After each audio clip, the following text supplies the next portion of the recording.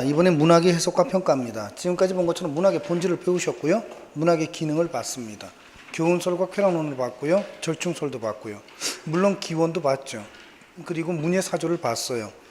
이제 이렇게 되면 이제 그 다음에 뜨는 게 비평이라는 거죠. 원래 초기에는 비평이라는 게 없었겠죠. 작가들이 그냥 자기 작품을 평가하는 정도였는데 비평가 집단이 나오기 시작합니다. 그렇게 되면서 독자들도 사실 비평을 해요. 나 이 책 좋아라고. 하지만 정확하게 비평론은 전문가 집단의 비평을 얘기를 하며 지금은 사실 비평가가 상당히 높아져 있는 건 사실입니다. 그래서 오늘도 마찬가지겠지만요. 사실 이 우리가 지금 하고 있는 이 부분이 이제 지식국어 쪽이에요. 그리고 뒤에 문학사가 나오는데 워낙 동떨어진 부분이죠. 평소에 우리가 수업하던 것과는 완전히 다른 부분이라서 처음에는 조심조심 이렇게 타고 들어간다는 얘기가 되는 거겠죠. 자, 안으로 내용을 들어보면요. 문학의 해석과 평가라고 되어 있죠. 사실 어떻게 보면 누가 문학의 해석을 하겠어요. 누가 평가를 하고 독자가 하는 거죠. 하지만 작품이 많이 나오게 되죠. 특히 여러분 아시겠지만 1800년대 이래로 기록문학이 이제 점점 쌓이게 되는 겁니다. 도서관이라는 게 생기게 되고 그만큼 인류가 지성을 많이 중시하다 보니까 과거처럼 유실되는 게 없죠. 옛날에 뭐 알렉산드리아에서 도서관이 다 불탔다고 하지만 지금은 뭐 헤아릴 수 없을 만큼의 작품이 지금 존재하고 있거든요. 하다 보니까 분류를 하는 이제 입장이 생기는 거죠. 해석과 평가에서요. 미의 범주부터 보도록 하겠습니다. 이게 이제 여러분 아시겠지만 우아미, 숭고미, 비장미, 골개미. 그래서 이 작품은요. 관동별곡이라는 걸 중심으로 참 많이 나오게 될 거예요. 그래서 어떤 한 장면을 주고 뭐 아까 잠깐 얘기했지만 우리가 김동인의 뭐라 그랬습니까? 감자 그러면 사실주의나 자연주의, 염상섭의 3대 그러면 사실주의, 아래 보기를 보고 다음에 평가라고 했을 때는 그렇게 잡으시면 돼요. 그런데 요거는 특히 관동별곡을 중심으로 가게 될 겁니다. 우아미부터 들어가도록 할게요. 보통 이게 논문에서 있어야 될 것과 있는 것이라고 나오거든요. 근데 그거는 말을 바꿔줄게요. 있는 것은 현실이 되고요. 있어야 될 것은 이상이 되는 겁니다. 사람은 항상 무언가를 추구하게 돼 있거든요. 그래서 있는 것과 있어야 될 것이 현실과 이상이, 혁명국의 특징은 이걸 집어넣었다는 거죠. 얘를 풀어놓은 겁니다. 물론 논문을 쓴 사람 입장에서는 이렇게 정확하게 현실과 이상으로 보고 싶지도 않았을 수도 있어요. 그래서 보통 책에서는 저게 빠져 있지만 우리는 시험을 치는 입장, 딱 캐치가 돼야 되잖아. 있는 것 현실과 있어야 될 것 이상이 작품 속에서 조화를 이루는 겁니다. 그러니까 쟤네들은 사는 게 그 자체가 이상이에요. 그러면 뭐가 된다? 좋죠. 우아하죠. 그래서 우아함이라고 한다는 얘기가 되는 거죠. 아주 이상적이고 질서가 잡혀있는 미의식을 얘기한다는 얘기가 되는 것입니다. 해서 포인트가 된다는 얘기가 되는 것이겠죠. 관동별구에 보면 어떤 게 나올 수가 있느냐라고 하면 이 부분은 가로가 없습니다.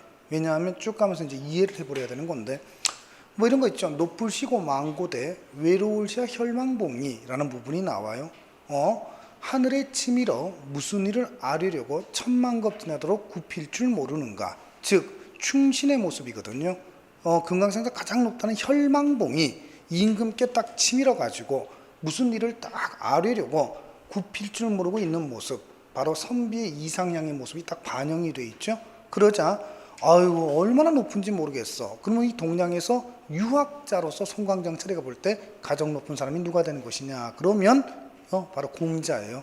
그러나 동산 높은 줄도 모르는 건데 넓거나 넓은 천하를 어찌해서 작단 말인가 라는 장면이 나올 겁니다. 그게 뭔 소리냐. 공자가 유교를 만든 다음에 노나라 사람이에요. 산동지방. 노나라에서 가장 높은 산이 동산입니다. 동산에 올라가서 내 뜻을 펴기에는 노나라가 너무 좁다라고 얘기했고요. 나중에 말년에 제자들 데리고 중국 전체를 편력하면서 제일 높다는 태산에 올라가서 내 뜻을 펴기에는 천하가 너무 좁다라고 얘기를 했었어요. 바로 이 경지를 어떻게 내가 알 수가 있다는 말인가. 오르지 못하니 내려감이 괴이할까라고 해서 지금은 내가 공자의 덕을 따라가지 못하지만 언젠간 덕을 따라갔다 예찬하는 장면이 나옵니다. 자, 그래서 혹시 만약에 옛날 고전이 나왔을 때 이와 같은 공자, 동산태산이 나온다든가 아니면 자연과 현실이 아주 기가 막히게 나는 자연 친화가 나온다든가 라고 하면 다 우아미라고 생각하시면 되는 것입니다. 그러면 우아미 말고 숭고미는 뭐가 되느냐라고 하면요. 이렇게 생각하시면 돼요. 있어야 될 것, 이상과 현실이 일단 같이 어울리지가 않아요. 아까 걔네들은 사는 것 그 자체가 아주 이상이야. 그럼 우아미가 되는 것이고요. 그러니까 우리가 예찬을 하고 본받으려고 하는 것이고, 그게 아니고 이상과 현실이 같이 일치하진 않는데 이상 쪽으로 가고 있어요. 즉 이상과 현실이 괴리될 때 절망하지 않고 현실을 딛고 일어나 이상을 추구하는 게 된다는 얘기가 되는 것이겠죠. 그러면 숭고하다라고 한다는 얘기가 되는 것입니다. 이상 추구의 바로 의지가 되는 것이죠. 그래서 만약에 여러분들이 어떤 걸 봤을 때 예를 들어서 님은 같지만 나는 님을 보내지 않았다 라는 님의 침묵을 보면 분명히 조국을 상실했지만 나는 거기서 패배하거나 슬픔을 느껴요? 아니면 의지를 가져요? 그래서 의지 가지면 무조건 숭고입니다라고 생각하시면 되는 것입니다. 라는 포인트로 알고 계시면 돼요.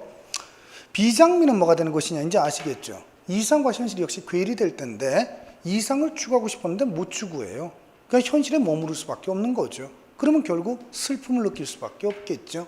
있는 것 현실과 있어야 될 것이 상반되고 이상이 이루어지지 못하고 부정적 현실에서 이상을 추구했지만 실패와 좌절, 그래서 실패와 좌절이 나타나면 무조건 비장미라고 보시니까 사실 우리가 볼 때 패배의식 남는다 비장미라고 보시면 되는 것입니다 라는 얘기가 되는 것이겠죠.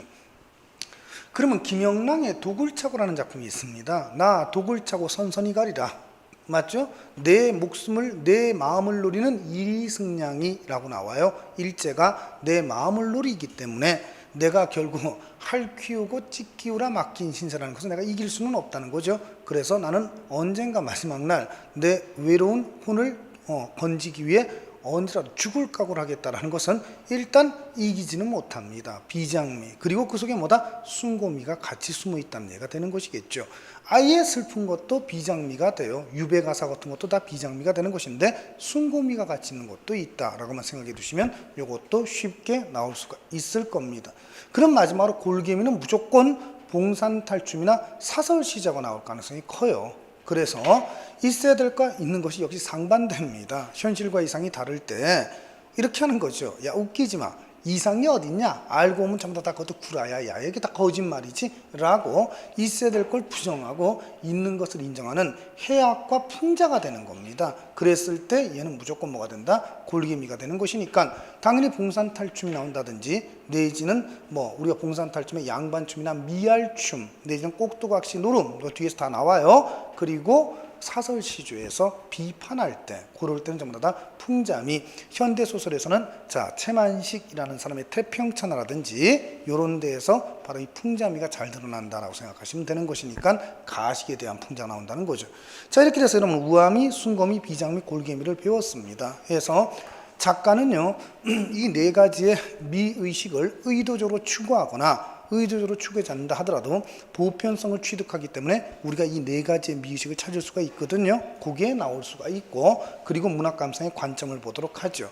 이건 빨리 나갈 수 있어요. 그게 뭔 소리냐라고 하면 아까 이미 내가 여러분한테 하나의 작품이 있기 위해서는요 작가가 있어야 되고 독자가 있어야 되고 사회가 있어야 된다는 얘기를 했었습니다. 하나의 작품이 있어요. 이 작품이 있으려면 작가가 지어야 되고 독자가 읽어야 되고 사회가 반영이 된다는 얘기로서 내적 증거, 외적 증거라고 한다는 얘기가 되는 거죠. 따라서 얘를 표현론적 관점이라고 합니다. 작가가 표현했다, 독자에게 효용을 주는 건 효용론적 관점, 사회는 반영된다는 반영론적 관점이 되는 것이며 작품은 뭐가 된다? 존재론적 관점이 된다는 얘기가 되는 거죠.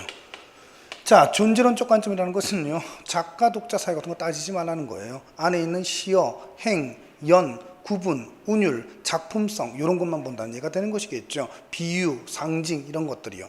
따라서 엄밀하게 보겠습니다. 자, 요걸 중시하면 쾌락론하고 효용론 중에서 효용론을 중심으로 갈 수밖에 없는데 문제는 넓게 보면 쾌락론도 들어갈 수가 있다는 것이고, 그래서 아까 당의정설이라는 얘기를 한 거예요. 분명히 효용적인데 받아들일 땐 재밌어야 된다라는, 또 카타르시스라고 해서 슬픔도 유기적으로 된다는 얘기가 되는 것이겠죠.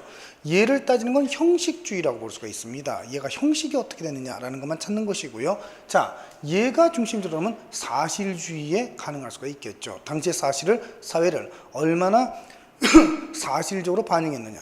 그래서 우리나라에서는요 염상섭의 3대가 사실주의 문학이라 했었죠. 반영론이 굉장히 강하다고 볼 수가 있습니다. 그래서 쓰여질 때는 그냥 소설인데 시간이 지나고 나면 역사의 사료에 또한 근거가 돼요.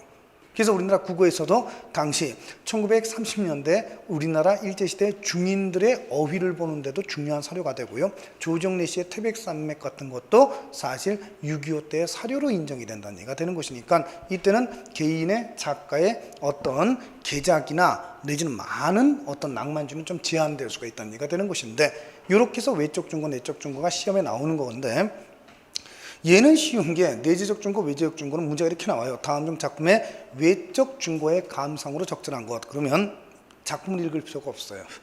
1번, 2번, 3번, 4번 보다가 작가는 그럼 무조건 표현론이 되는 거예요. 독자에게 그럼 효용론이 되는 것입니다. 당시의 사회로 보아 그럼 반영론이 되는 거고요. 운율이라든지 심상, 이미지 같은 걸 따지면 존존론이 된다라고만 생각하시면 되는 것입니다. 그래서 이건 쉬운 겁니다.